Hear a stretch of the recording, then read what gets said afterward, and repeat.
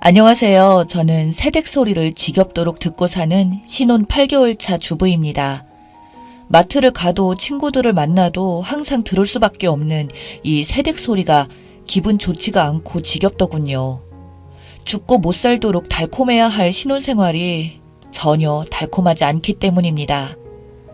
저는 웬만한 고민은 주변에 굳이 털어놓지 않고 혼자서 생각하고 해결하는 스타일인데요. 남편과 저는 참 비슷한 면이 많은 것 같았어요. 연애 기간이 그렇게 길지 않았음에도 불구하고 빠르게 결혼을 결정할 수 있었던 여러 이유들 중 하나였기도 하죠. 혈액형도 똑같고 별자리도 똑같았던 우리. 타고난 성향이나 성격도 비슷해서 마치 모든 것이 운명처럼 느껴졌던 적이 있었어요. 그 중에서도 정말 특이했던 공통점은 바로 남편과 저 둘 다 알러지가 있다는 점이었는데요. 남편은 갑각류 알러지, 저는 고양이 알러지가 심했어요. 잔병치레 하나 없는 두 사람이 하필 이렇게 굵직한 알러지를 가지고 있다 보니 연애 시절 서로 배려도 많이 해줬죠. 하지만 결국 이 알러지 때문에 남편의 역겨운 비밀을 알아차리게 되었네요. 동물을 정말 사랑하는 남편은 제 알러지 때문에 연애 시절부터 고양이나 강아지 기르는 것을 얘기도 꺼내지 않았어요. 본가에서 키우던 고양이도 데려오고 싶었을 텐데 여러모로 정말 미안하고 고마웠죠. 저 역시 남편의 알러지를 배려하고자 집에서 밥 먹을 때도 외식할 때도 신경을 많이 썼어요. 남편은 고마울 때마다 저에게 했던 말이 있었어요.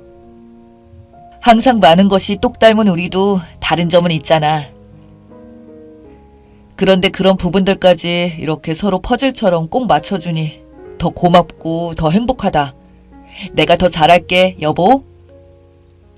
그럴 때마다 사랑에 샘솟던 사랑꾼 남편. 저는 이보다 만족스러운 신혼생활이 있을까 싶을 때도 있었네요. 바보같이 말이죠. 남편은 저에게 잘하는 만큼 주위 사람들에게 호평이 자자한 사람들이었어요. 특히 저에 대한 사랑을 SNS에도 여과 없이 표출해서 많은 사람들의 질투를 한몸에 받기도 했어요.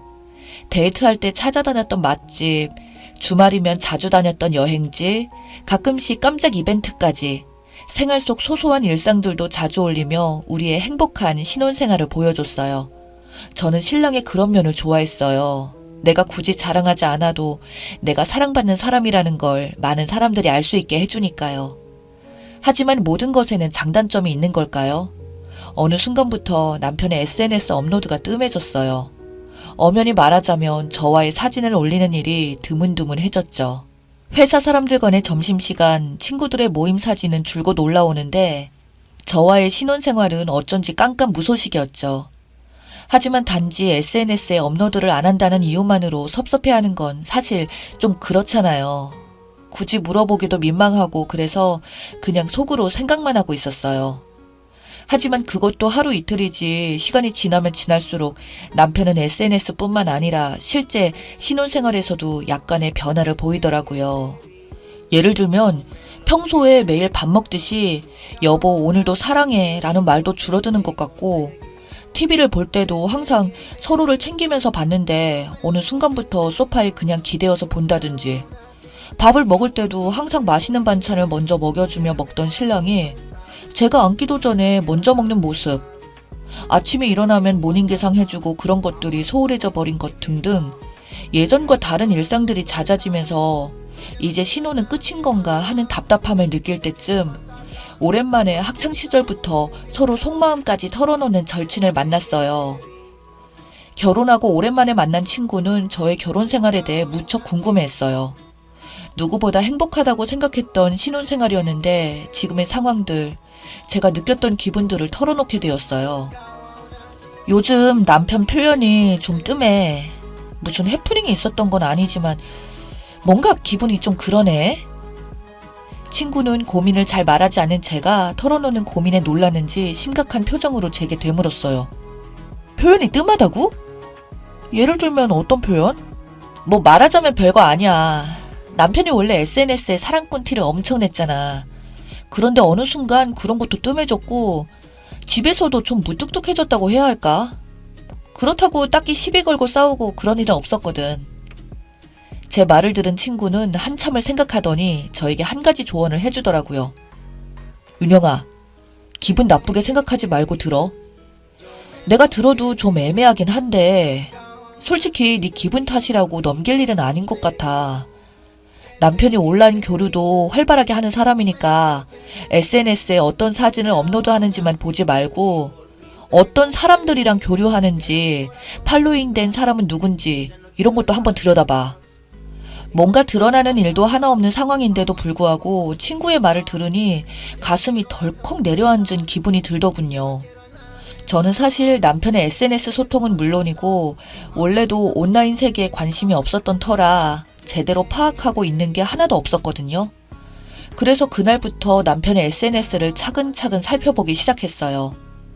팔로잉한 인물들도 살펴보고 반대로 남편의 팔로잉한 사람들도 알아보았죠. 팔로워 리스트에는 생각보다 제가 모르는 사람들이 너무 많아서 좀 놀랐던 점도 있었어요. 하지만 놀라운 사실은 지금부터 시작했죠.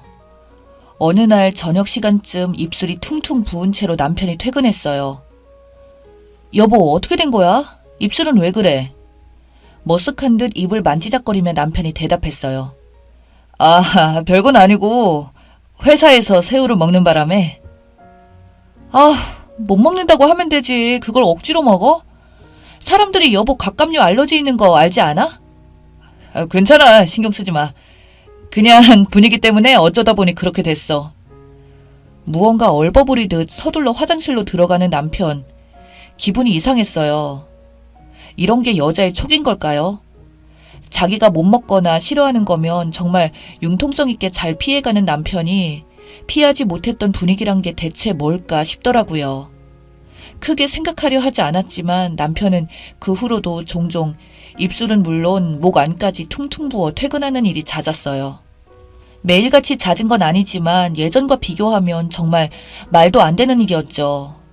약을 먹었다고 하는데도 알러지 반응에 워낙 예민해서 그렇다고 하는데 저로서는 도통 이해가 되지 않았어요.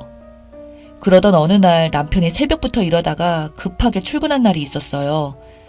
서재를 정리하러 들어갔는데 각종 서류들이 정신없이 널브러진 컴퓨터 책상 위에 끄지 않고 나간 메신저가 덩그러니 켜져 있었죠. 정말 바쁘게도 나갔구나 하면서 컴퓨터를 끄려던 그때 메신저 속 채팅방 중 하나에 이런 말이 적혀 있었어요. 오빠, 어제는 진짜 감동이었어. 내내 찝찝했던 마음이 팡 터져버리는 기분이었어요. 드디어 올 게 왔구나 하는 기분이 들더라고요. 아직 남편의 읽은 메시지가 아니었는지라 섣불리 채팅방에 들어갈 순 없었어요. 하지만 메시지 앞 작은 프로필 사진에 여자의 얼굴이 언뜻 보이더라고요. 작은 사진이었지만 충분히 실마리는 잡을 만한 얼굴이었어요. 왜냐고요? 얼마 전 남편의 SNS 팔로우 목록에서 본 듯한 얼굴이었거든요. 떨리는 마음을 주체하기가 힘들었어요. 일을 어떻게 하지? 어떻게 하면 좋지? 수없이 되뇌며 지금 내가 무엇을 해야 할지 전혀 모르겠더라고요. 가슴이 터질 것 같았죠. 자리에 앉아 어느 정도 멍하니 시간을 보내다가 남편의 인스타그램을 들어갔어요. 그리고 천천히 팔로잉 목록을 내려봤죠. 한 100명쯤 지나쳤을까요? 결국 메신저 속 얼굴과 닮은 프로필 사진의 여자를 찾을 수 있었어요. 그리고 그녀의 SNS를 들어가 보게 되었죠. 피드 속 그녀의 사진은 참 예뻤어요. 20대 중후반 정도로 보이는 얼굴, 큰 키, 환한 미소, 누가 봐도 반할 듯한 얼굴이더라고요. 그리고 인스타 피드 곳곳에 해산물 사진들이 있는 걸 보니 해물을 참 좋아하는 사람이 분명했죠. 그리고 동시에 남편의 퉁퉁 부푼 입술이 떠올랐어요. 그녀의 피드 속 음식 사진을 하나 둘씩 눌러봤어요.